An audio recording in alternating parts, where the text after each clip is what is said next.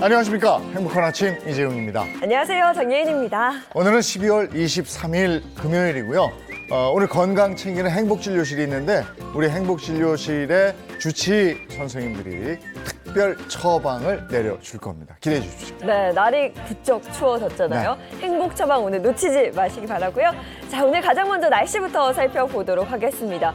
저는 오늘 아침 나오는데 날이 너무 추워서 정말 오늘 깜짝 진짜 놀랐습니다. 춥더라고요. 박수영 기상캐스터 야외에 나가 있는데 괜찮은지 모르겠습니다. 지금 날씨 너무 춥지 않아요? 어때요? 네, 오늘 아침은 추워도 정말 춥습니다. 미처 가리지 못한 얼굴이 얼얼할 정도로 매서운 칼바람이 불고 있는데요. 그래도 크리스마스를 앞두고 있어서 그런지 거리에는 연말 분위기가 물씬 풍기고 있습니다. 하지만 인파가 많은 곳에서는 안전사고에 유의하시길 당부드리고요. 추운 날씨에 대비해서 방한용품도 잘 챙기셔야겠습니다. 네, 이번 주말 크리스마스를 앞두고 있습니다. 크리스마스에는 괜히 또 화이트 크리스마스를 기대하시는 분들 참 많은데요. 오늘 날씨 이어서 주말 날씨까지 어떤지 전해주시죠. 네, 현재 서울의 기온은 영하 13.6도로 찬바람의 체감온도는 영하 22도까지 떨어졌습니다. 오늘 나오실 때는 정말 꽁꽁 싸맨다고 하죠. 따뜻한 옷차림 해주셔야겠습니다. 현재 전국 대부분 지역에 한파특보가 내려졌습니다. 지난 두 차례의 한파보다 더 강력한 한파가 찾아왔는데요. 현재 기온 살펴보시면 대관령은 영하 19.3도, 대전은 영하 9.1도, 대구는 영하 7.1도 가리키고 있습니다. 동파 사고가 발생하지 않도록 대비해 주셔야겠습니다. 현재 서쪽을 중심으로는 대설특보가 내려졌는데요.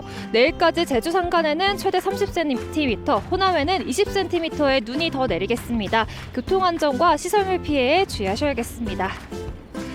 오늘 한낮에도 영하권 추위에 들면서 매서운 추위가 이어지겠습니다. 오늘 한낮에 서울은 영하 9도, 광주는 영하 2도, 부산은 0도가 예상됩니다. 주말 날씨도 궁금하실 텐데요. 서쪽에 내리는 눈은 토요일에 그치겠고요. 일요일에는 화이트 크리스마스를 기대하기가 어렵겠습니다. 전국이 맑은 가운데 오늘보다는 추위가 좀 누그러지겠습니다. 한파에 폭설까지 궂은 겨울 날씨가 이어지고 있습니다. 해안가와 산지를 중심으로는 강한 바람도 불고 있는데요. 시설물 안전사고에도 주의하셔야겠습니다. 지금까지 날씨 전해드렸습니다.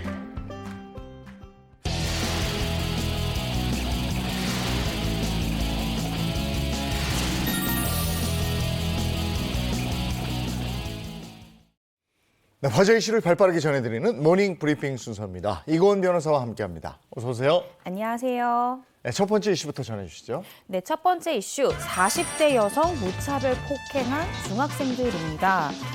길거리에서요, 이 40대 여성을 무차별적으로 폭행한 중학생들이 입건됐다라는 소식입니다. 어제 이 대구 서부경찰서는 공동폭행 등 혐의로 A군을 포함한 3명을 붙잡아서 조사하고 있다 이렇게 밝혔는데요. 가해자들은 무려 중학교 2학년, 3학년 학생들로 공원에서 이 40대 여성을 폭행한 것을 모자라서 골목까지 피해자를 쫓아가서 재차 폭행을 하고요. 폭행 직후에는 인근 가게에서 물건까지 훔친 사실이 드러났습니다. 아이고. 아, 정말 듣기만 해도 끔찍한 사건입니다. 어쩌다 이런 폭행 사건이 벌어지게 된 거예요? 네, 어제 경찰이 밝힌 바에 따르면요. 지난 18일 새벽에 있었던 일입니다. 네. 새벽 4시 30분경에 이 중학생 A군은 공원에서 이 40대 피해 여성을 마주쳤는데 자신들에게 잔소리를 한다 이렇게 생각을 해서 이에 불만을 품고 폭행을 무차별적으로 했던 것으로 밝혀졌는데요. 폭행이 한 번에 끝난 것이 아닙니다. 이 A군 등 이 가해자 무리는 공원에서 폭행한 이후에 바로 옆 골목길까지 이 피해 여성 쫓아가서 재차 폭행을 했고요. 친구들이 폭행을 하는 동안 함께 있던 C군, 이 장면이 재밌기라도 하듯이 동영상으로 촬영해서 SNS까지 올렸습니다. 영상을 좀 보면 이들은 이 피해 여성을 향해서 신발을 던지기도 하고요. 멀리서 달려와서 날아차게 하는 모습까지 그대로 담겼습니다. 뿐만 아니라 이 친구들이 이 상황이 재밌기라도 하듯이 막 조롱하듯 웃는 웃음소리까지도 찍혀서 네. 참 어린 친구들이 너무 나쁘다라는 생각이 드는데요. 피해 여성의 신고를 받고 경찰이 출동을 했지만 이미 이 가해자들 사라진 다음이었습니다. 근데 이 친구들 영상을 올렸잖아요. 이 동영상으로 이 가해자들의 신원이 확인이 돼서 결국 경찰에 붙잡히게 됐습니다. 야, 이거 저 피해 여성분 건강도 걱정이 되지만 이 아이들 아주 요번에 따끔하게 혼을 내줘야 될 것 같은데 이 저 가해자들, 이 학생들 처벌 여부는 어떻게 됩니까? 일단은 이제 피해자가 입은 피해부터 살펴보면요. 피해자는 이 폭행으로 인해서 네. 전치 3주의 상해를 진단을 받았습니다. 네. 근데 이 피해자가 가해 학생들에 대한 엄벌을 지금 호소하고 있는 데다가 가해자들 이미 촉법소년의 나이를 상회하기 때문에요. 경찰은 이들에 대해서 공동폭행 혐의를 적용을 해서 입건할 방침이다. 이렇게 밝혔습니다. 예, 이 따끔하게 혼내줘야 됩니다. 네. 이럴 때는 그냥 이렇게 뭐 선처도 중요하고 뭐 하지만 이거는 아까 말씀하신 걸로 봐서는 죄질이 안 좋아요. 네, 네. 그렇습니다. 네. 알겠습니다. 다음 이슈 전해주시죠. 네, 다음 이슈 이태원 생존자 영안소 안치 논란입니다. 이태원 참사 당시에요. 임시 영안소에 안치된 이 사망자 이송자에게 뒤늦게 맥박이 감지돼서 소방대원이 심폐소생술을 했다라는 보도에 대해 소방청이 반박 보도를 했습니다. 이 앞서 이태원 참사 이 국정조사 특별위원회 한 위원은 지난 21일 이 이태원 참사 당시에 현장에 출동했던 소방대원의 몸에 붙어있던 이 바디캠 영상을 공개한 바 있는데요. 이 영상에 따르면 소방대원이 임시 영안소에서 이 심폐소생술을 하고 있는 장면이 담겨 있었던 겁니다. 이 영상을 계기로 해서 참사 당시에 사망자와 생존자를 제대로 구분 못한 것이 아니냐, 또 환자 이송이 제대로 이루어지지 않은 것이 아니냐라는 의혹이 제기가 됐는데요. 그러나 소방청은 어제 보도자료를 내고 당시 이송했던 구조대원에 따르면 이송자는 재난의료지원팀이 이미 사망 판정을 했던 사망자였다라고 밝혔습니다. 네, 그렇다면 이미 사망 판정을 받았는데 심폐소생술을 하게 된 이유도 있을 것 같아요. 그렇습니다. 이제 소방청이 그 경위에 대해서 얘기를 했는데요. 그 용산소방서 소속 이 구조대원이 사망자를 임시영안소로 옮겨서 탁 내려놓는데 동료 대원의 숨소리를 이 사망자의 숨소리로 오인했다라는 겁니다. 뿐만 아니라 이 측정 과정에서 구조대원 본인의 맥박을 본인의 맥박인데 이 사망자의 맥박으로 느껴서 오인했다라면서 이 당시에 혼동이 됐던 그 경위에 대해 상세히 밝혔는데요. 이후에 이 사망자의 심전도 리듬을 측정했을 때 리듬이 없는 무수축 상태로 확인돼서 이 심폐소생술을 중단하게 됐다라고 밝혔습니다. 영안실에서 심폐소생술을 했으니까 분류 과정에서 이게 오류가 있었던 거 아닌가 네. 하는 오해가 생길 수도 있는 여지가 있는데 다급한 마음에 또 소방대원은 거기서 심폐소생술을 할 수 있지 않았을까 이런 생각도 드는 부분이고요. 이건 어쨌든 참사 진상 규명이 정확하게 또 빨리 이루어졌으면 하는 바람입니다. 다음 이슈 전해주시죠. 네, 세 번째 이슈, 예능 프로그램에서 아동 성추행 논란입니다. 지난 19일 방영된 한 예능 프로그램에서 아동 성추행 장면이 현재 도마에 올랐습니다. 해당 장면에서요, 어린 딸의 신체에 접촉한 남성 A씨를 상대로 경찰에 신고까지 접수돼서 입건전 조사에 착수했다라는 소식입니다. 어제 전북경찰청 여청수사대는 의붓딸을 성추행한 혐의를 받는 남성 A씨에 대한 신고를 접수하고 입건전 조사에 들어갔는데요. 입건전 조사라는 건 이제 사건 정보를 수집하는 단계다 이렇게 이해하시면 되고 이 과정을 통해서 범죄 혐의점이 드러날 경우에는 피의자를 입건하고 정식 수사로 전환을 하게 됩니다. 네, 해당 프로그램은 방송 이후에 정말 많은 논란이 일고 있습니다. 가장 문제가 되고 있는 부분은 어떤 부분일까요? 지금 가장 문제를 되고 있고 국민들이 많이 문제 삼고 있는 부분들이 바로요. 가짜 주사놀이라는 걸 했다는 거예요. 이 남성 A씨가 자신의 7세 의붓딸에게 손으로 엉덩이를 찌르는 이 가짜 주사놀이를 했던 부분이 굉장히 논란이 되고 있는데 아이는 이 시체 접촉에 대해서 싫다라고 자신의 의사를 분명히 밝혔습니다. 그럼에도 불구하고 이 남성 A씨가 전혀 아랑곳하지 않고 계속해서 행위를 이어간 부분에 대해서 지적이 이어지고 있는데요. 결국 이 방송 이후에 시청자 게시판에는 아동 성추행이다라면서 비난이 쏟아졌고요. A씨가 거주하는 관할 경찰서에도 이 관련 신고들이 접수가 돼서 현재 혐의점이 있는지 이 여부를 들여다보기 위한 입건전 조사 시행하고 있다는 것이 경찰의 설명입니다. 전북경찰 관계자는 익산경찰서로부터 사건을 이관받았고 사실관계를 들여다보고 있다라면서 실제 혐의가 인정된다고 판단될 경우에는 수사에 착수할 계획이다라고 밝혔습니다. 네, 오늘 모닝 브리핑 여기까지 하겠습니다. 이고은 변호사와 함께했습니다. 고맙습니다.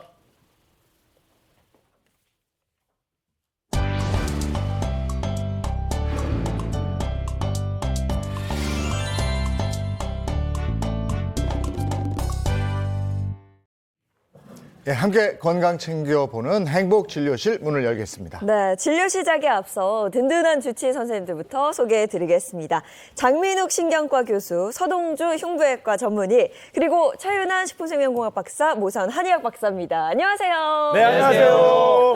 아니 오늘 분위기가 달라요. 와, 든든한데요? 네 분이 이렇게 의자에 딱 앉아있으니까 네. 뭔가 꽉 찬 느낌이고 그렇습니다. 오늘 저희가 건강 정보 함께 챙겨볼 텐데요. 오늘 우리 주치의 선생님들이 연말 특집으로 특별한 시간을 준비해놨습니다. 그러니까 진료, 처방, 특별한 처방을 강의식으로 진행하는 네. 거예요.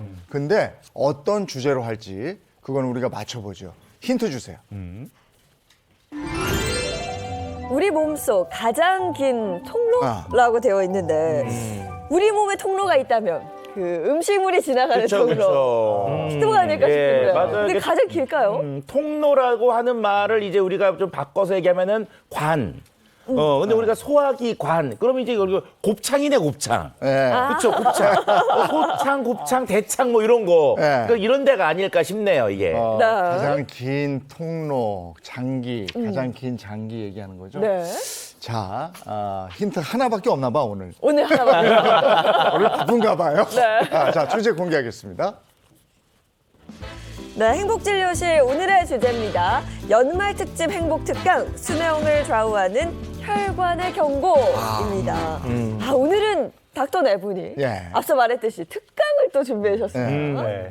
혈관 건강이 수명을 좌우한다. 그러니까 내 혈관 상태를 잘 알아야 내 수명을 연장하든 말든 네. 말든은 아니다. 말씀이 안 되죠. 네, 연장해야죠. 내 혈관 상태를 네. 알아야 된다는 거죠. 그렇죠. 네, 네. 오늘 내용 정말 기대가 됩니다. 오늘은 또 특별하게 행복 특강을 통해서 네. 행복 닥터 네 분이 4인 사색 특강과 함께 또 깨알 건강 비법까지 알려주신다고 합니다. 많은 기대 네. 부탁드릴게요. 그러니까 내 몸의 가장 긴 통로가 뭐냐? 여기에 답은 바로 혈관인 거죠. 네.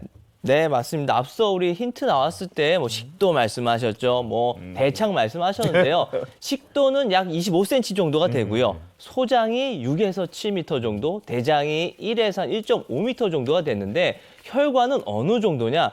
약 10만에서 12만 킬로미터 정도 됩니다. 그러니까 엄청 긴 거죠. 지구를 한 3바퀴 정도 돌 수 있는 길이라고 하니까요. 또 우리 인간의 수명, 또 인간의 노화는 혈관의 노화와 함께 간다라는 얘기가 있을 정도인데요. 그 이유는 혈관을 따라서 각종 영양소와 좋은 물질들이 이동을 하게 되는데 혈관이 건강하지 못하다 그러면 이런 것들이 잘 이동이 안 되니까 자연적으로 질병이 찾아오고 노화가 찾아올 수밖에 없겠죠. 네, 그러니까 한마디로 혈액이 흐르는 통로, 혈관이 깨끗해야 우리 몸이 건강하다 이런 이야기가 아닐까 싶은데요. 특히 이렇게 날이 추워지면 혈관에 대해서 말이 참 많이 나오더라고요. 그렇죠. 돌연사라는 말도 아마 들어보셨을 텐데요. 일상생활을 아주 잘하시던 분이 갑자기 어떤 질병에 걸려서 이 질병이 이환된 순간부터 1시간 이내에 사망할 경우에 의학적으로 돌연사라고 부릅니다. 그런데 이 돌연사의 전체 사망 원인의 약 19.2%를 차지하는 것이 심뇌혈관 질환이거든요. 혈관병에 의해서 갑자기 죽을 수 있는 가능성이 많아지는 거죠. 특히 이 사망률을 살펴보면 최근 10년 사이에 겨울철, 그러니까 12월 달부터 2월 달까지 사망한 케이스가 10만 3천여 명 정도 됩니다. 이것은 계속적으로 증가 추세에 있는 거니까요. 여름철보다는 겨울철이 훨씬 더 사망률이 높다고 볼 수 있죠. 네, 돌연사가 아무래도 추운 겨울에 더 많이 발생할 수 있다. 이런 얘기군요. 네, 그렇습니다. 특히 돌연사의 주범이라고 하는 심근경색 같은 경우에는 여름철보다 겨울철에 50% 정도 더 많이 발생하게 되는데요. 그만큼 사망률도 더 높게 됩니다. 이 겨울철에 특히 이런 심근경색이 더 많이 발생하게 되는 이유는 이 겨울철에 갑자기 기온이 떨어지면서 혈관이 수축하기 때문이거든요. 혈관이 수축하게 되면 혈관이 좁아지면서 이로 인해서 심장혈관으로 제대로 혈액이 이동하지 못하면서 여러 심장 질환들이 발생하게 되는 거죠. 오늘 날씨 정말 춥잖아요. 네. 날 추울 때는 막 추우니까 몸을 웅크리게 되고 그렇다 보면 뭐 관절이나 하고 느끼는 모든 감각들이 좀 뻣뻣해지는 기분을 달긴 네. 해요. 이렇게 추운 날 돌연사의 위험이 있다고 네. 하니까 더 집중해서 오늘 강의를 들어보시면 좋을 것 같습니다. 행복진료실의 주치의 네 분이 오늘 각자의 얘기를 네. 나눌 겁니다. 자, 행복특가 시작합니다.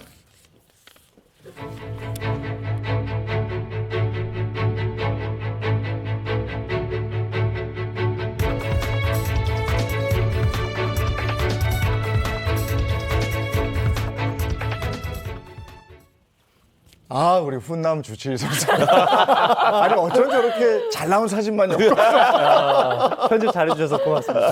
예, 오늘 첫 번째 주자는 바로 장민욱 선생님입니다. 어떤 얘기를 준비하셨는지 지금 만나보시죠.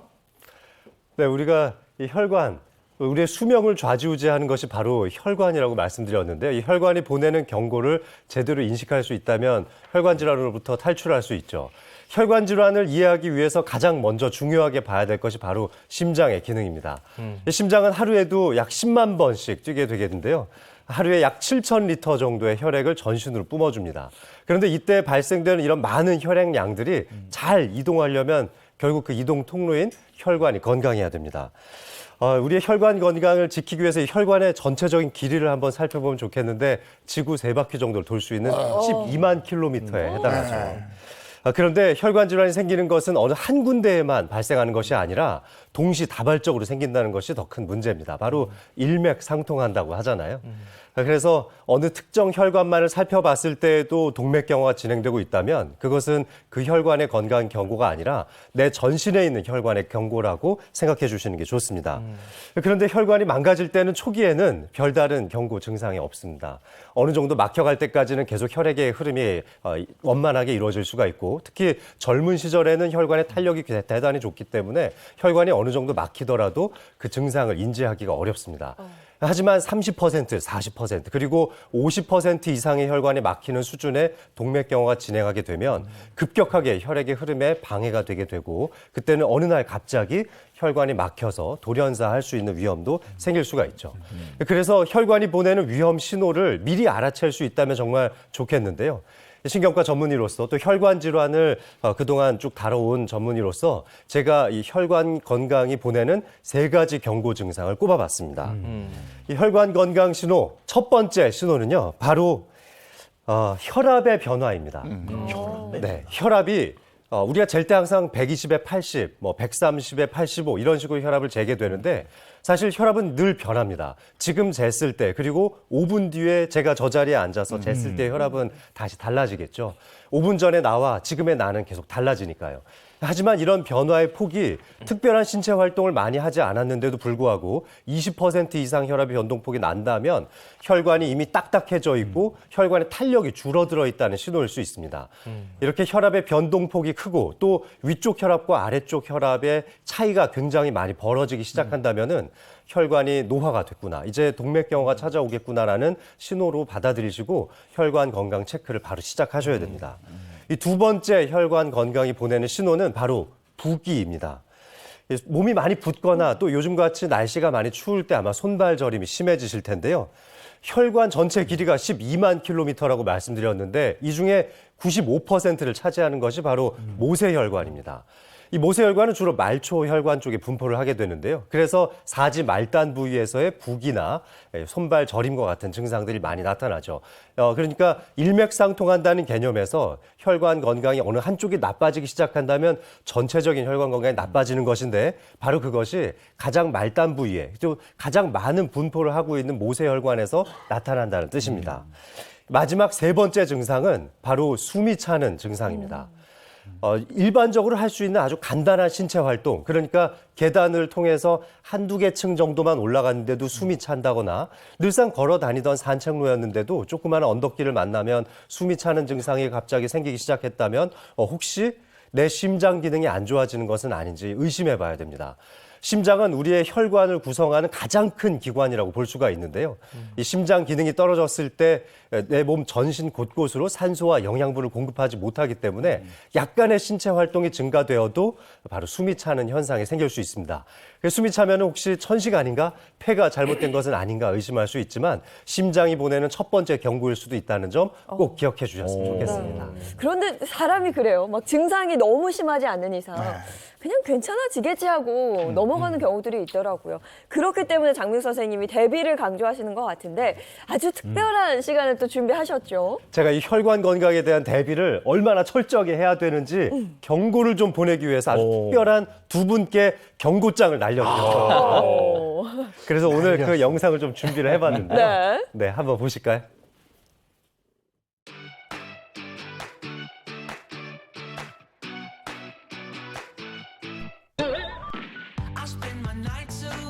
네, 행복한 아침, 행복한 하루 되십시오. 고맙습니다. 고맙습니다. 이거 뭐야? 이거 뭐예요? 닥터의 경고장? 뭘 경고한다는 거야? 뭐 위험한가? 오늘의 미션, 혈관 건강을 체크하라. 이게 뭐예요? 이게 뭔가요?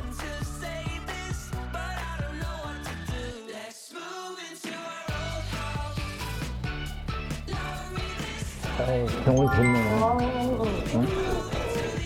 안녕하세요. 안녕하세요.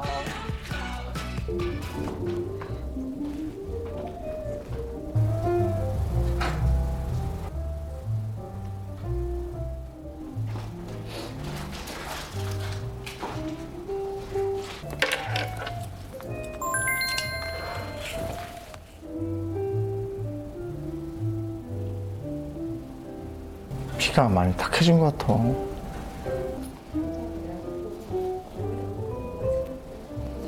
혈관이 안 나와? 왜 그래? 젊은이가 왜 이래?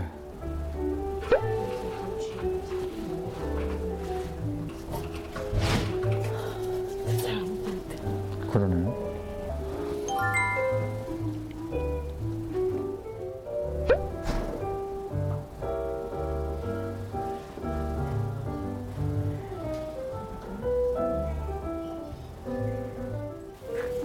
안 좋은 더러운 게. 아니 나도 피가 까맣더라. 아, 그럼 까맣게 나죠?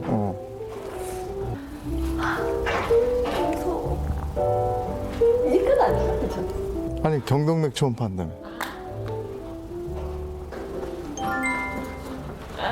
안녕하세요. 네, 안녕하세요. 여기서 병원에서 뵈니까 또 다르네. 일단 선배님은 당화혈색소는 5.0%로 굉장히 좋은 상태고요. 이게 이제 5.7% 미만이면은 아주 지극히 정상이라고 볼 수 있고 지금 50대 중반에 이 정도 수치 나오는 게 진짜 대단히 좋은 거예요. 역시 근육량이 많으니까 좋고. 예인 씨. 어떡해. 자, 일단은 체중 표준 범위 안에 있고요. 네, 골격근 양은 21kg으로 상당히 적어요. 네, 지금 너무 적어요. 네, 너무 적어요. 너무 적어요. 네, 너무 적어요. 자, 이제 지금부터 제가 진짜 의사인 것처럼 이제 하겠습니다. 네, 고개 오른쪽으로 조금만 돌려볼게요. 네, 살짝만 뒤쪽으로 돌고요. 편안하게 고개 힘 빼주세요. 심장이 진짜 스포츠 심장이시구나.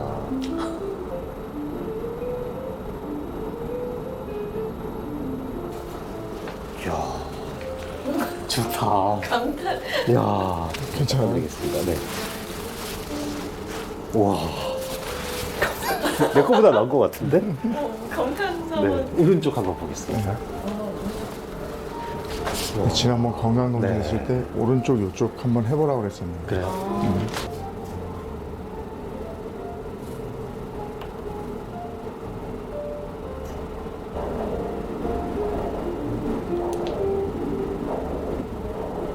이게 지금 피 지나가는 소리예요. 네, 맞아요.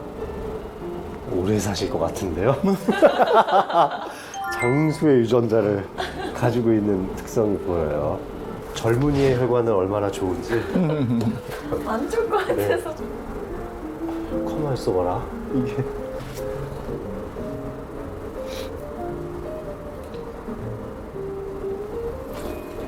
그래도 역시 혈관의 노화는 30대부터 시작한다. 노화가 아예 없지는 않다. 아예 없지는 않다. 네, 하는 게 이제 보이죠.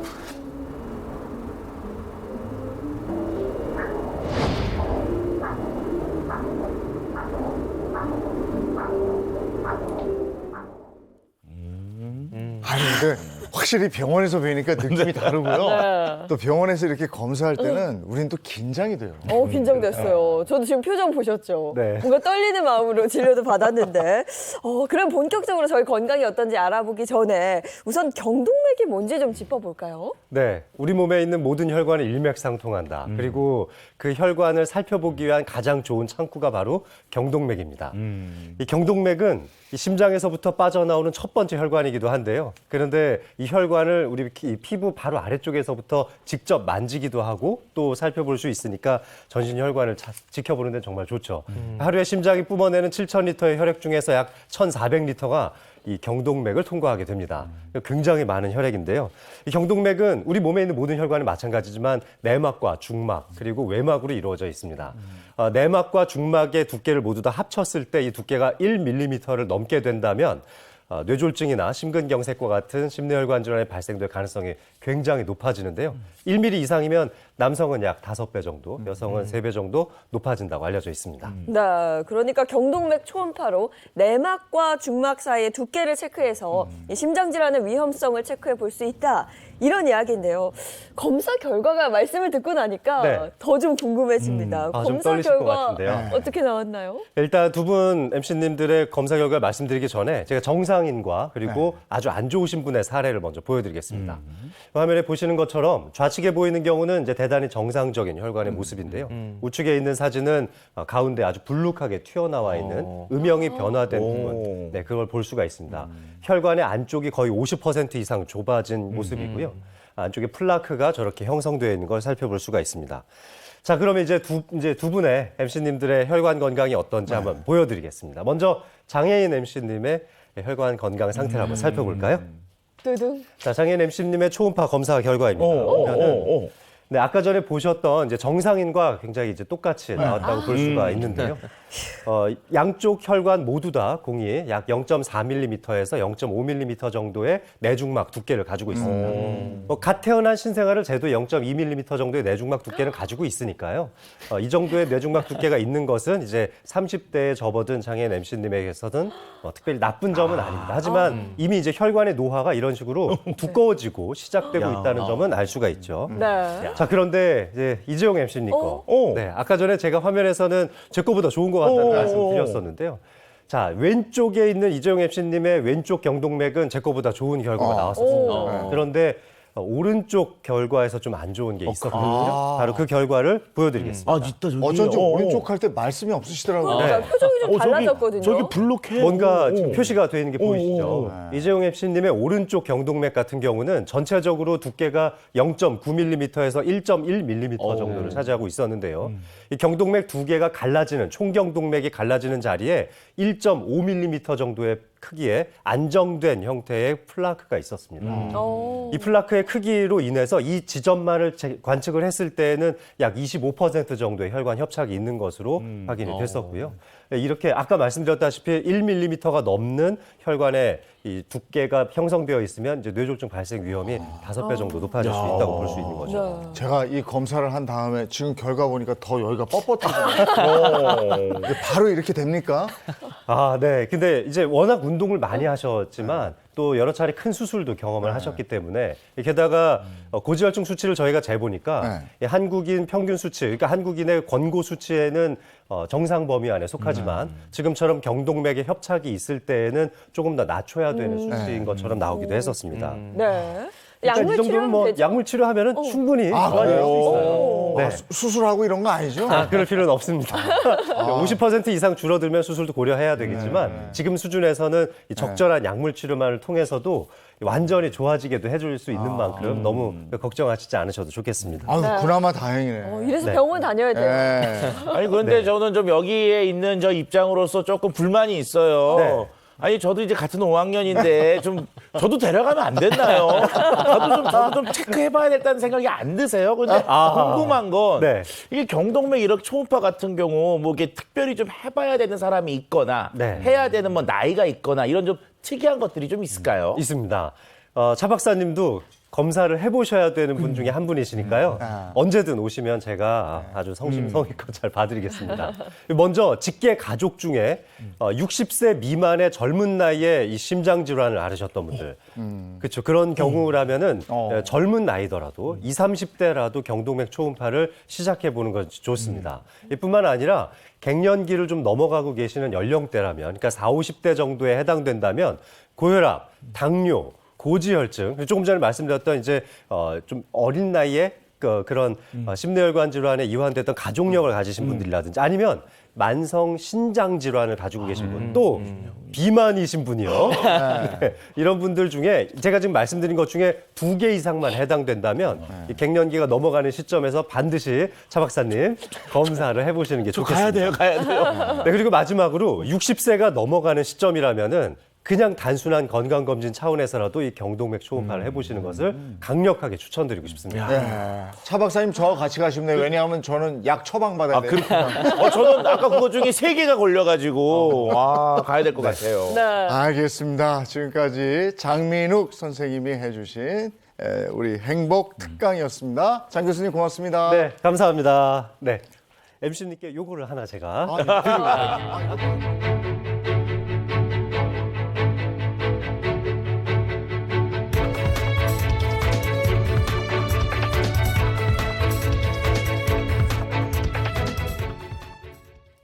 네, 행복특강 두 번째는요. 서동주 선생님께서 준비를 해주셨습니다. 앞서 장민욱 선생님이 혈관 중에 동맥에 대해서 말씀해 주셨다면 서 선생님은 정맥을 준비하셨다고 들었습니다. 네, 정맥 질환에 대해서 준비를 했는데요. 아무래도 혈관 질환하면 많은 분들이 동맥 질환에 대해서만 관심을 많이 가지시고요. 정맥 질환에 대해서는 조금 관가하시는 경우들이 많습니다. 그래서 정맥 질환이 우리 몸에 얼만큼 큰 영향을 미치는지 소개해드리는 시간을 좀 가져보도록 하겠습니다.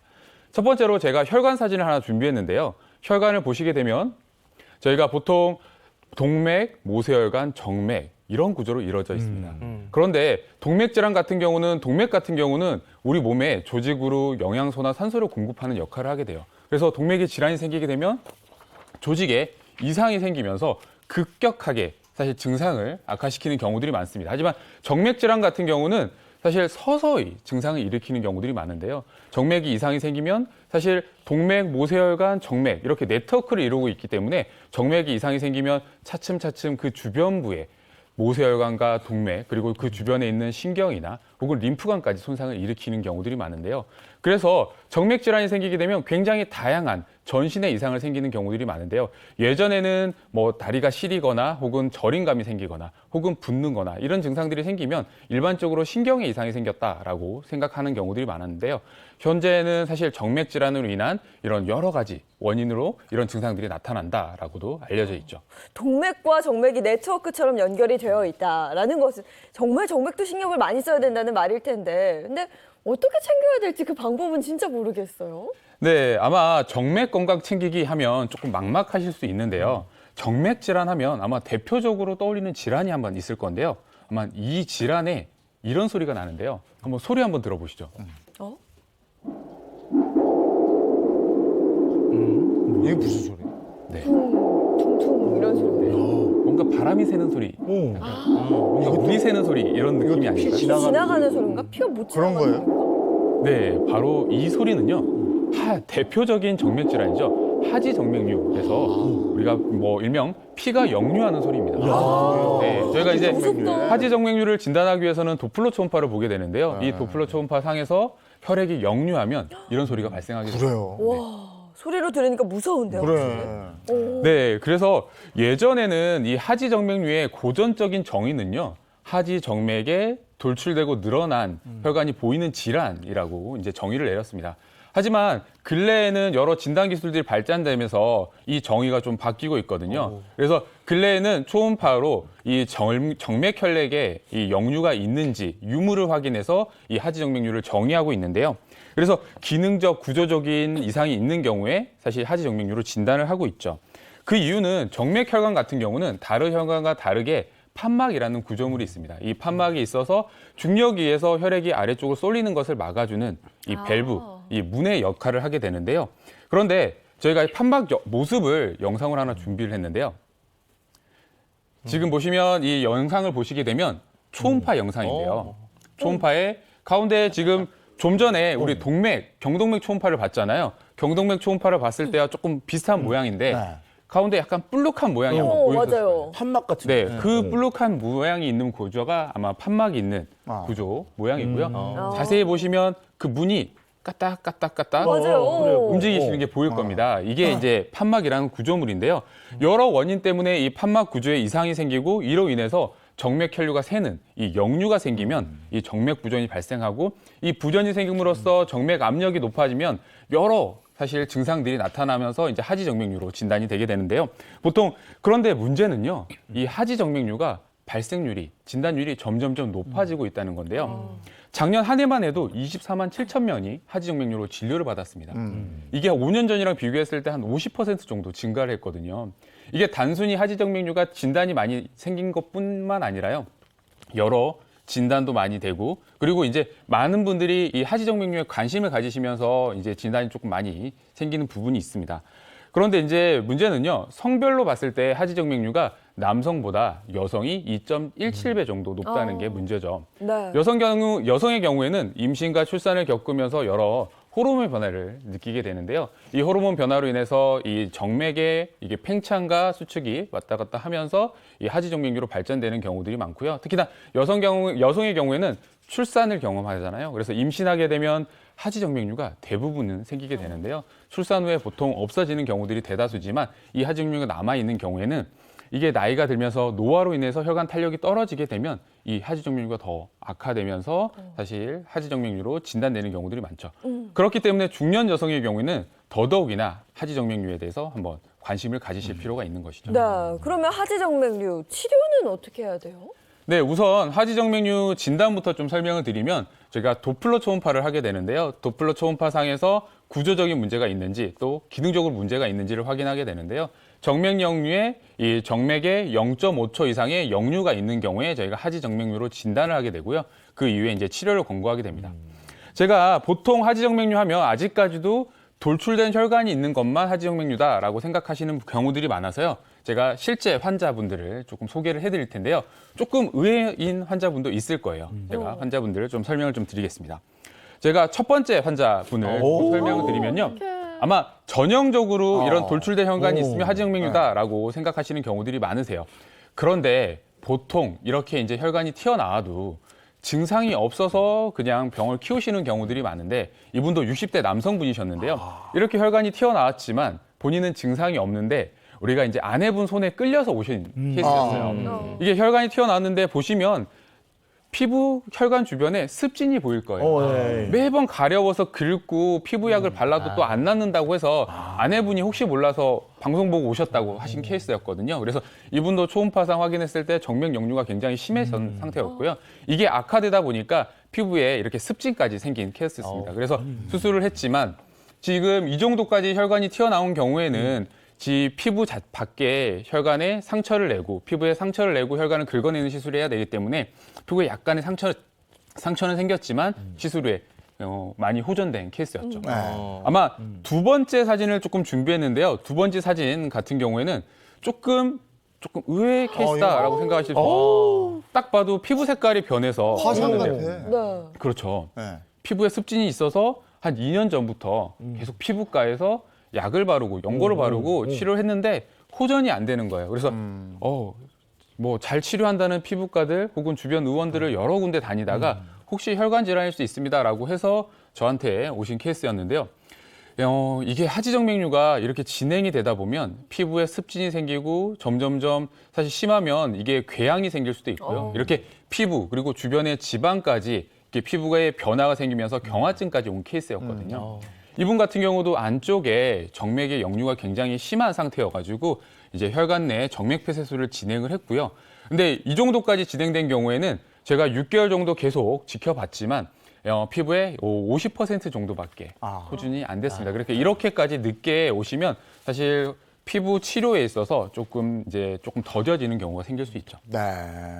그런데 이제 많은 분들이 하지정맥류를 진단을 받으시면 이게 꼭 시술을 해야 돼라고 좀 질문들을 많이 하세요. 그래서 어느 시기에 해야 될지를 조금 고민하시는 경우도 많고요. 그런데 하지정맥류 같은 경우는 정맥 부전 질환이거든요. 정맥의 비가역적 구조적 변화가 생기는 질환인데요. 이게 진행성 질환입니다. 그래서 점점 나이가 들면 진행하는 질환이기 때문에 초기에 치료하는 것을 적극적으로 추천드리고요.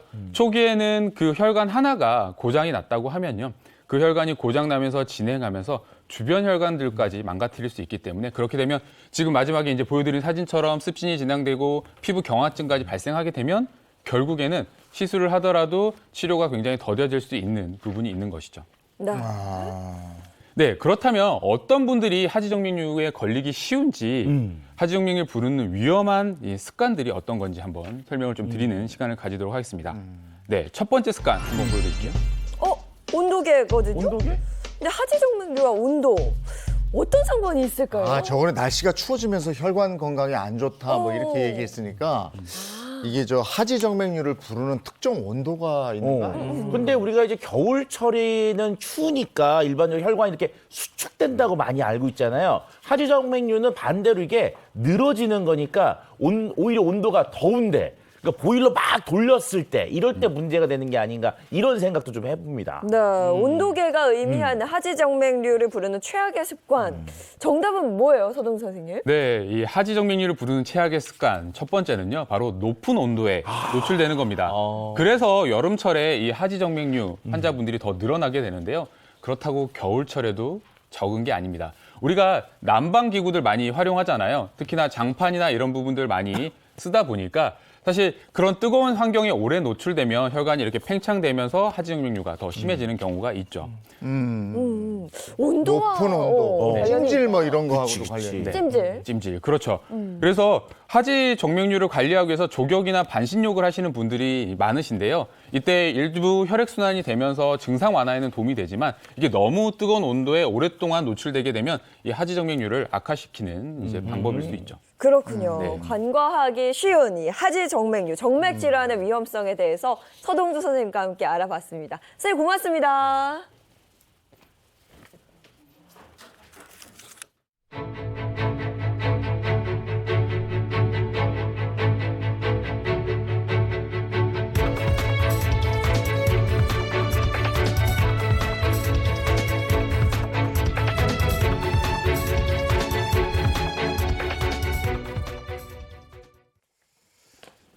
예, 이번에는 모선 선생님 특강 준비가 되어 있습니다.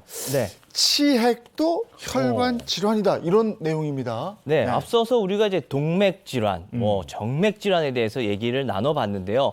우리 치핵 역시도 혈관 질환입니다.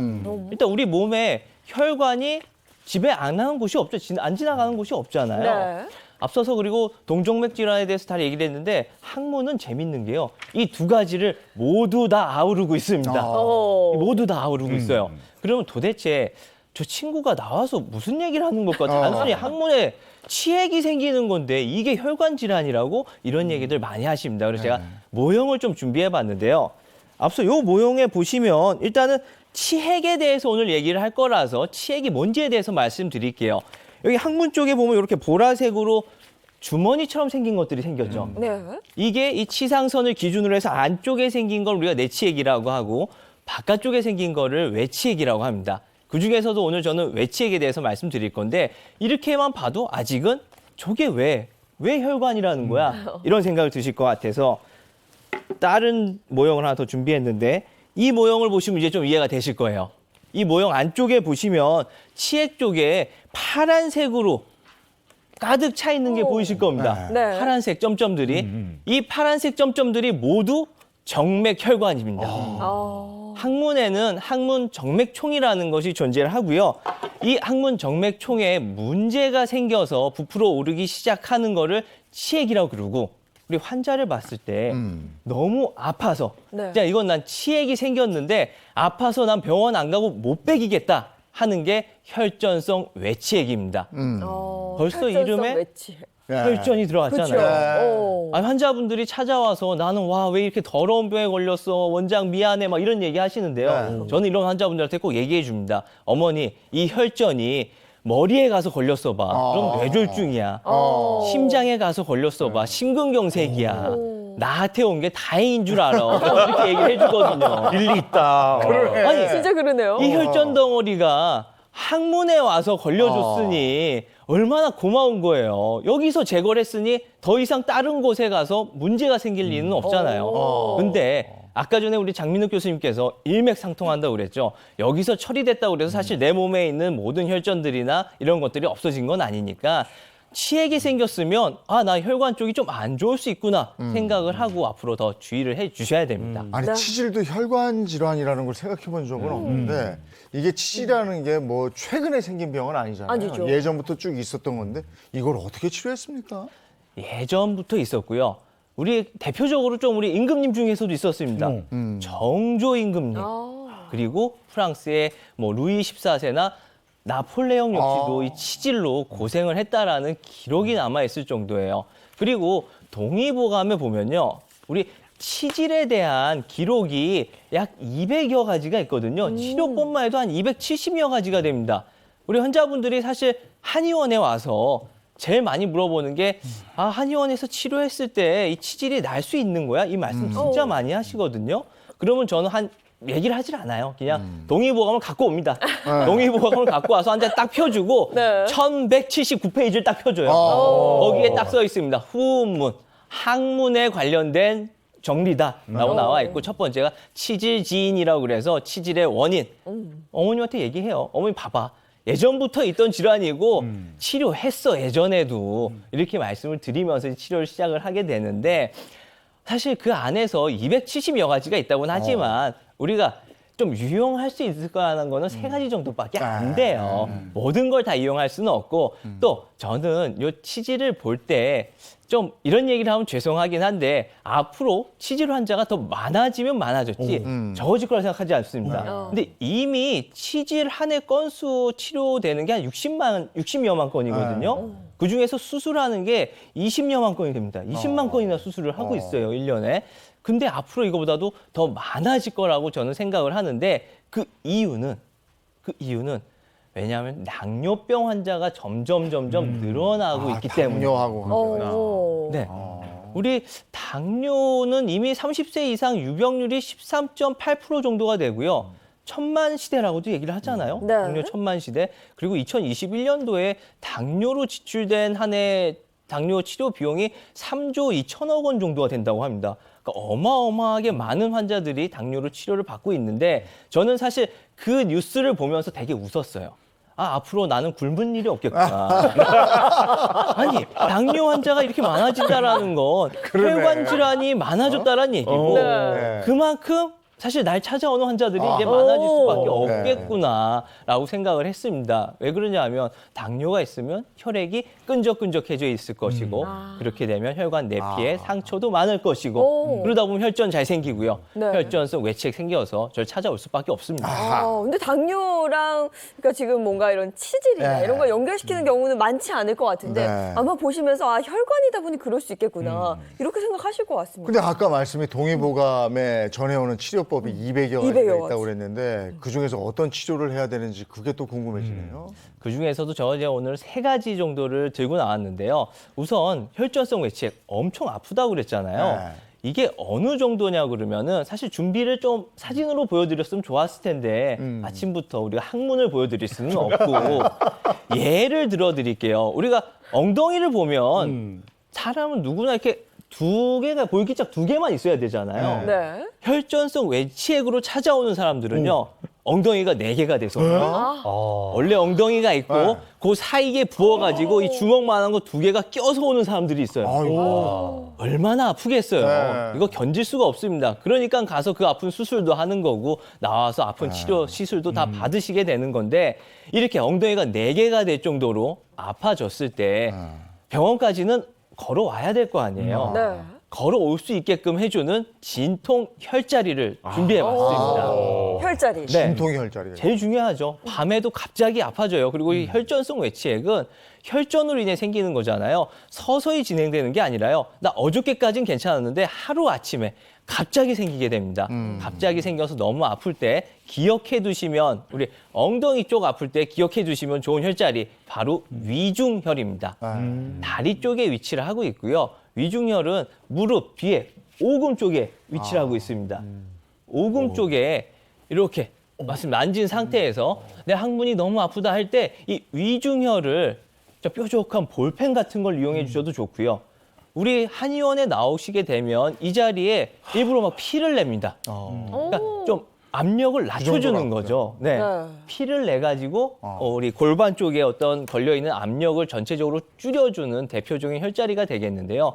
이 위중혈은 사실 항문만 쓰는 건 아니고요. 여성분들 월경, 생리통이 너무 심할 때 역시도 그 통증을 잡아주는데 아주 요긴한 효과를 보이기 때문에 위중혈, 오금 뒷자리입니다. 어디라고 꼭 집을 필요 없어요. 오금 뒤쪽에 전체적으로 많이 눌러주시다 보면은 좀 시원해지는 자리가 나오거든요. 그 자리를 집중적으로 공략을 해주시면 되겠습니다. 네. 그리고 그 다음으로는 사실 거머리요법이 있는데, 거머리? 네, 제가 이 말씀 드리기 전에 좀 말씀드리고 싶은 거는 치즈에 거머리 붙인다고 무조건 낫는 거 아니거든요. 네. 그러니까 거머리만 붙이면 낫는다 생각하고 병원 찾아오지 말아주십시오. 그럼 너무 힘들어져요. 서로 힘듭니다. 거머리만 붙였다고 해서 치질이 없어지는 건 아닌데, 특히나 이렇게 방송에 나가고 나면 환자분들이 나와서 하는 얘기가 100%입니다. 나 거머리 3마리만 붙여줘봐.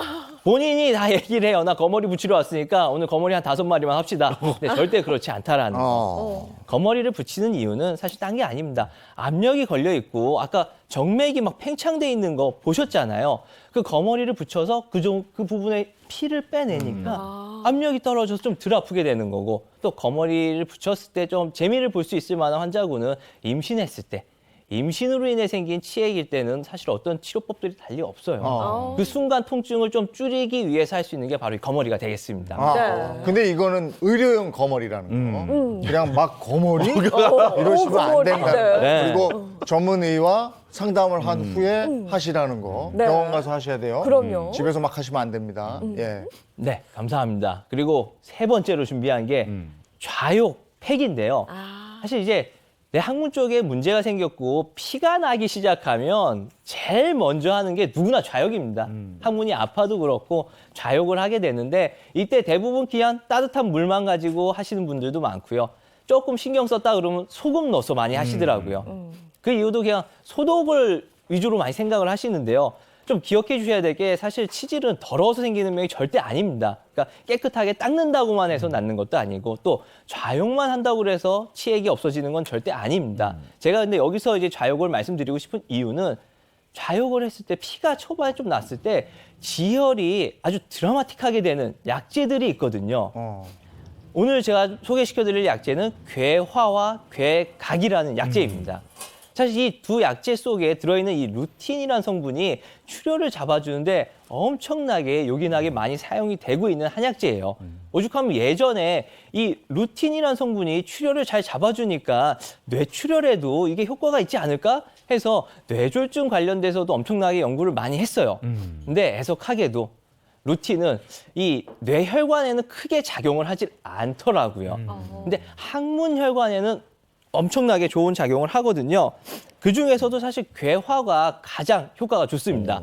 괴화가 너무 좋은데, 괴화가 좋은 이유는 이 중에 루틴의 함유량이 괴화가 엄청 높고요. 또 피가 너무 많이 날 때 이 괴화를 태워가지고 따뜻한 물에 우려냈다가 여기다가 물에 담그고 이렇게 좌욕을 해주시면 되는데, 좌욕할 때 저번에도 한번 말씀드렸지만 꼭 무슨 좌욕기가 필요한 건 아닙니다.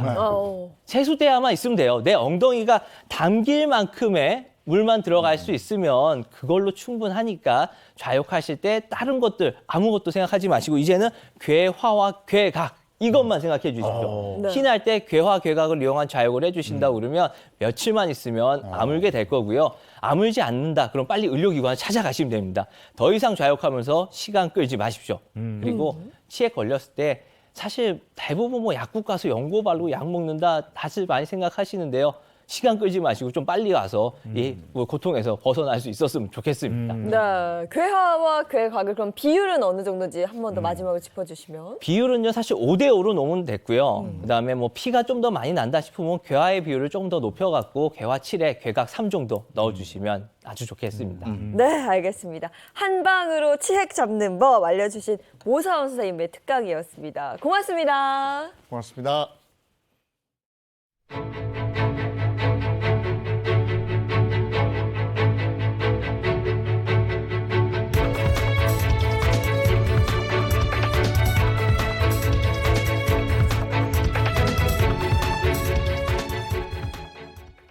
혈관 건강에 대해서 알아보고 있습니다. 이번에는 차윤환 식품생명공학 박사님 순서인데요. 혈관 망치는 밥상에 대해서 알려주실 겁니다. 부탁합니다. 네, 식사는 하셨습니까? 자, 우리가 일반적으로 인사를 하는데 식사하셨습니까? 라고 인사하는 나라는 거의 한국밖에 없는 것 같아요. 어머님이 이렇게 전화를 하셔도 잘 지내니? 그러면은 또 이런 말씀 드리죠.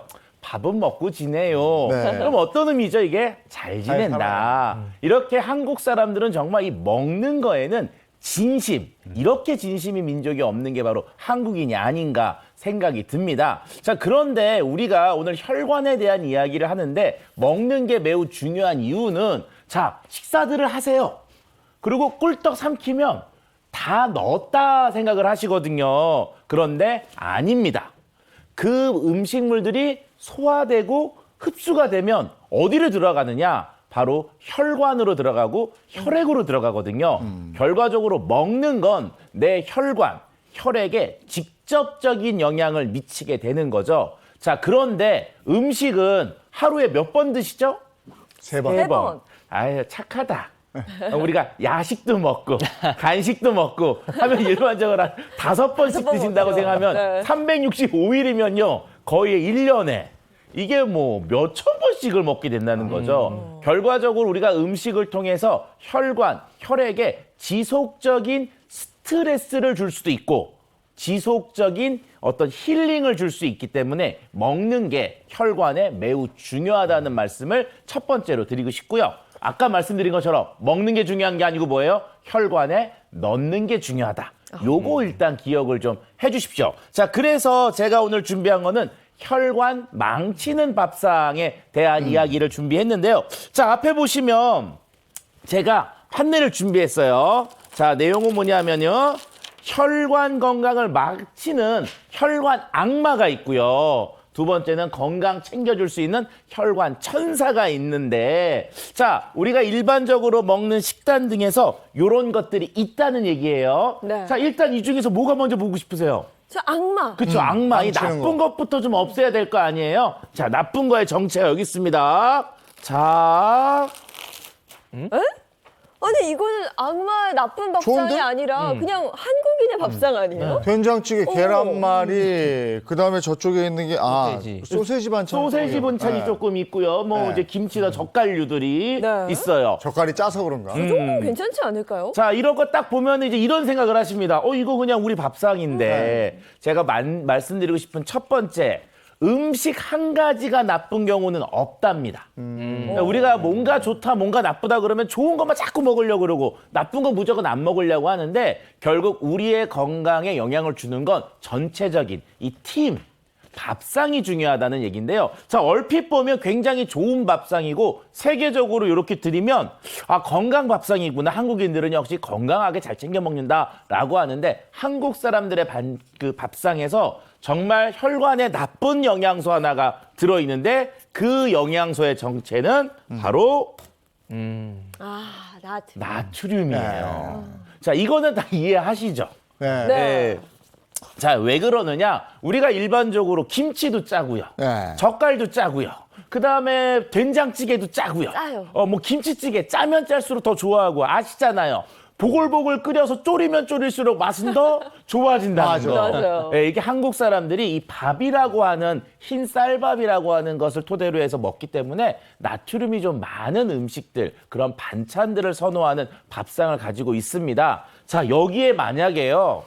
밥을 볶음밥으로 바꾸면 어, 이게 더 나빠지게 되는 거예요. 나트륨 폭탄이죠. 폭탄이죠. 네. 자, 한국 사람들은 일반적으로 나트륨을 어느 정도 먹고 있냐면요. 권고량의 기준량의 한 2배 정도 한 먹고 있는 것으로 알려져 있기 때문에 나트륨 섭취가 전체적으로 많은 형태가 되는 것은 맞습니다. 나트륨이 많으면 어떤 일이 벌어지느냐. 일반적으로 혈관이 그걸 중화시키기 위해서 많은 양의 물을 넣거든요. 그러면 심장에 부담도 주고 혈압에 대한 이런 변화들이 생기게 됩니다. 네. 자, 그런데 또 이런 얘기를 하는 분들이 있으세요. 아니, 나트륨 그거 먹어봐야 어차피 소변으로 나가고요. 운동 조금 하면은 다 땀으로 나가니까 별 문제 없습니다. 라고 하는 분들이 계시거든요. 자, 그런데 나트륨이 주는 급성 중독과 관련되어 있는 기사가 있었어요. 어떤 내용인지 한번 말씀드리도록 하겠습니다. 자, 2013년 미국에서 있었던 내용인데요. 10대 남성이 응급실에 실려오게 돼요. 황당하게도요. 그 소녀는 10대니까 지병 없었고요. 정말 건강한 학생이었는데 얘가 어떤 장난을 했느냐. 1리터의 간장을 한꺼번에 마신 거예요. 자, 그랬더니 경련과 발작 같은 증상들이 있으면서 혼수 상태에 빠지게 됐고요. 대략적으로 이때 이 소년이 한꺼번에 먹은 소금의 양이 한 100g 정도 되는데 이 정도를 갑자기 먹게 되면 혼수 상태까지 빠질 수가 있습니다. 이 학생의 경우는 며칠 후에 다행히 혼수 상태에서 정신은 차렸지만 몸을 정상으로 돌리는 데는 한 달 가까이 시간이 필요했다고 하는 거죠. 결과적으로 이렇게 갑자기 많이 먹을 때 나트륨도 문제가 생기고 또 꾸준히 지속적으로 먹을 때 고혈압과 같은 것들이 되기 때문에 나트륨 섭취는 주의가 필요한데 우리 밥상 속에서 이것들을 전체적으로 잘 조절해야 될 필요성이 있습니다. 나트륨 과잉 섭취가 이렇게 위험하다는 거, 혼수 상태까지 빠질 수 있다는 거 정말 몰랐습니다. 2013년에 10대였으니까 지금 20대 됐겠네요. 지금은 이런 장난 안 치겠죠. 네. 네.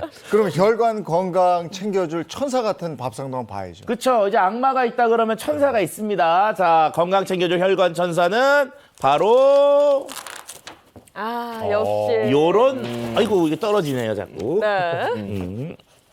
와, 이건 딱 봐도 건강 밥상인데. 그렇죠. 자, 지금 뭐 들기름, 견과류 이렇게 생선들이 있는데 일반적으로 어머님들, 아버님들이 다 알고 계세요. 혈관에 정말 좋은 천사 같은 영양소가 있는데 그것은 바로 뭘까요? 불포화지방. 불포화 지방산이죠.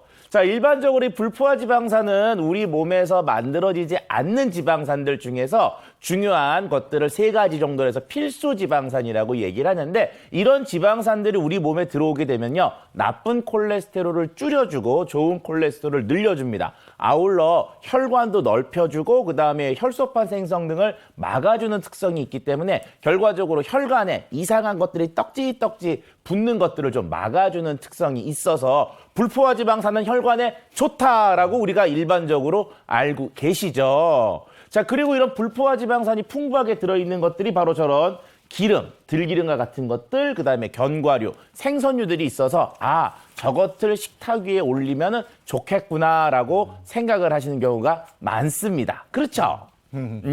자, 그런데 자, 제가 이런 질문을 드려요. 이런 이제 오늘 아침 방송을 보시고 나면은 냉장고에 그래 그 냉장고에 나 집에 있어. 견과류 옛날에 사다 놓은 거 있고 들기름도 작년에 짜둔 거 있어. 이렇게 얘기를 하거든요. 자, 여기서 말씀드리고 싶은 건 뭐냐? 애끼다가 똥 된다. 이 내용이에요. 자, 뭐냐 하면은 혈관을 망치는 또 악마와 같은 영양소가 하나 또 있는데 그게 바로 불포화 지방산입니다. 아니, 이거 너무 헷갈리는데요? 그러게요. 천사였다가 악마였다가 예. 무슨 얘기예요? 이게 뭐냐면요. 변절을 한다는 얘기인데요. 불포화 지방산은 갖고 있는 특성 중에 자기만의 특성이 하나 있는데 그것이 바로 뭐냐면요. 3패가 진행이 되는데 굉장히 빨리 진행이 됩니다. 그래서 우리가 일반적으로 들기름 같은 것들 가만히 냉장고에 둬도 1년 정도 지나게 되면 3패가 진행이 되고 3패가 되면 거기에서 3패 산물들이 생기고 이것들은 오히려 우리 몸속에 들어왔을 때 혈관 건강에 나쁜 영향을 줄 수도 있어요. 아울러 저도 집에 있더라고요. 견과류가 냉장고에서 한 3년 된 게 있는데 며칠 전에 한번 먹어봤거든요. 못 먹겠더라고요. 왜 견과류 역시 쉽게 3패가 진행되기 때문에 그렇습니다. 그래서 불포화 지방산이 풍부하게 들어있는 이런 식재료들은 최대한 빨리 드시는 게 좋아요. 그러면 어느 정도 빨리 진행이 되느냐? 우리가 드시는 것들 중에 김 있잖아요, 김. 네. 예, 조미김 같은 거 할 때 꼭 어머님들이 이제 어떻게 하시죠? 김을 사서 여기다 이제 들기름을 싹 발라갖고 요렇게 옛날에 보면 연탄 거기다 이렇게 싹 이렇게 하시면 이제 어떻게 되죠? 맛있잖아요. 자, 그런데 이렇게 간단하게 불에다가 굽는 과정만 가지고도 김에 붙여 있는 들기름들이 3패가 진행이 돼서 과산화 물가라고 하는 것이 기준치 이상으로 올라갈 수가 있습니다. 그렇기 때문에 이렇게 불포화 지방산들이 많은 건 무조건 어떻게 돼요? 최대한 가열을 줄여주는 게 필요하죠. 네. 자, 그리고 한 가지 더 말씀드리고 싶은 것은 모시중한디라고 하는 내용인데요. 자, 우리가 일반적으로 혈관 건강을 위해서 AGE를 낮춰라라는 얘기들을 많이 하십니다. 들어보셨어요, 혹시? AG요? 예, AG. 자, AG는 뭐냐면 우리 혈관 속에 존재하는 성분인데요. 이게 당과 단백질이 있게 되면 자연적으로 만들어지는 특성이 있습니다. 이것들이 많으면 많을수록 혈관이 늙었고 혈액이 병들었다고 생각을 하는데 우리가 일반적으로 먹는 음식 중에 AGE가 높은 것들이 존재해요. 그래서 리스트를 잠깐 보시면 뭐 치킨이나 소시지, 그다음에 뭐 스테이크 이런 것들, 즉 갈색이 많이 있는 것들이 AGE가 굉장히 풍부한 것들로 알려져 있습니다. 자, 그러면 우리가 이런 생각을 해요. 혈관 속에 AGE가 많으면 문제다. 식품 속에 AGE가 많으면 어떻게 되냐? 그게 문제가 되겠구나. 그래서 저런 음식을 먹지 말자라고 얘기를 하시는데 이 마인드가 좀 잘못됐다는 거죠. 왜? AGE가 식품에 있다고요? 그걸 먹었다고 혈관으로 흡수가 되냐? 안 되냐가 중요한데 생각보다 흡수가 되지 않습니다. 실제로 혈액 속에 있는 AGE는 내 혈관에서 직접 만들어지는 거기 때문에 요거를 막아주면 되거든요. 그래서 제가 추천드리는 영양소가 두 가지가 있는데 하나가 비타민C, 또 하나가 셀레늄이에요. 자, 그래서 우리가 비타민C가 많이 들어있는 것도 주로 뭐죠? 과일인데 저는 오늘 아주 맛있는, 요즘 나오기 시작했어요. 딸기를 준비했습니다.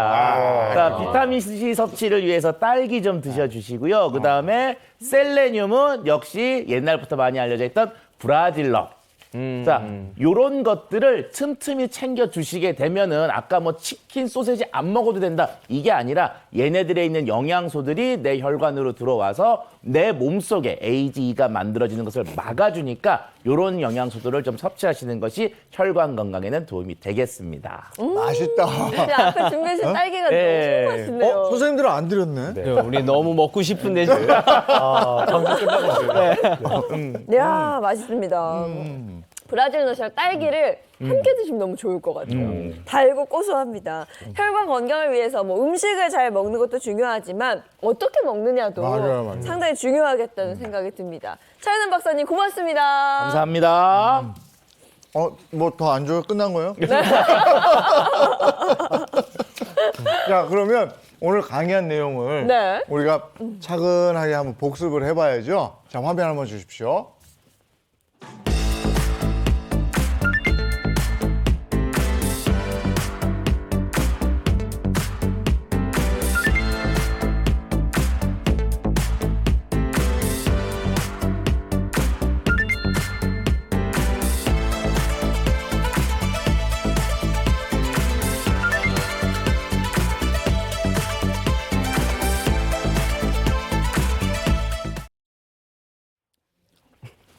별걸 다 준비했어요.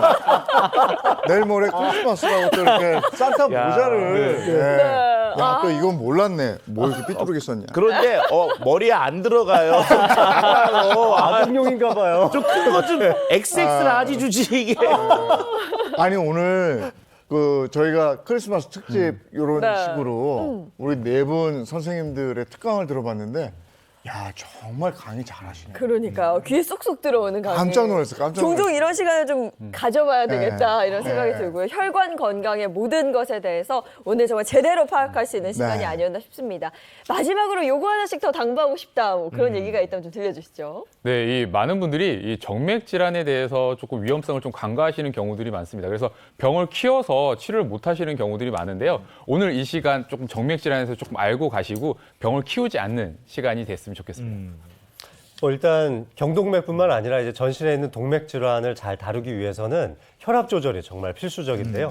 아침에 일어나자마자 혈압을 한 번씩 재보는 습관을 꼭 가지시고 연말 연시에 아마 회식 자리들 많고 또 술 드실 일도 많으실 텐데요. 절대 필름이 끊길 정도로 술을 안 드시는 것이 중요하겠습니다. 네, 선생님 약까지 주셔서 감사합니다. 네네. 건강하시죠. 네, 겨울철 절대 차가운 곳에 오래 앉아 있지 마시고요. 근데 사실 차갑지 않더라도 오래 앉아 있는 이 습관만으로도 치액이 생길 수가 있거든요. 너무 내가 생각했을 때 1시간 이상 앉아 있었던 것 같다. 그럼 꼭 한 번씩 일어나서 환기시켜 주시는 게 좋겠습니다. 연말연시가 됐을 때 건강검진들을 받으셨고 이제 다양한 질병들에 대한 결과들을 보시고 내가 뭔가를 좀 바꿔야 되겠구나 생각을 하실 때 일반적으로 한두 가지 음식에서 원인이 되는 게 아니고 내가 먹고 있는 전체적인 식습관 요걸 한번 전체적으로 보실 필요성이 꼭 있습니다. 새해에는 적당하게 좋은 건강한 식습관으로 바꾸시고 건강한 새해 맞으시기 부탁드리겠습니다. 예, 혈관 튼튼하게 하시고 건강하십시오. 고맙습니다. 고맙습니다. 날은 춥지만 설레이는 금요일이죠. 네. 크리스마스 이브에 크리스마스 이렇게 있으니까. 네, 모두 사랑하는 분들과 행복한 크리스마스 보내셨으면 좋겠습니다. 좋은 주말 보내시고요. 저희는 다음 주 월요일 아침 7시 30분에 돌아오겠습니다. 행복한 아침, 행복한 하루, 그리고 행복한 주말 성탄절 되십시오. 고맙습니다. 고맙습니다.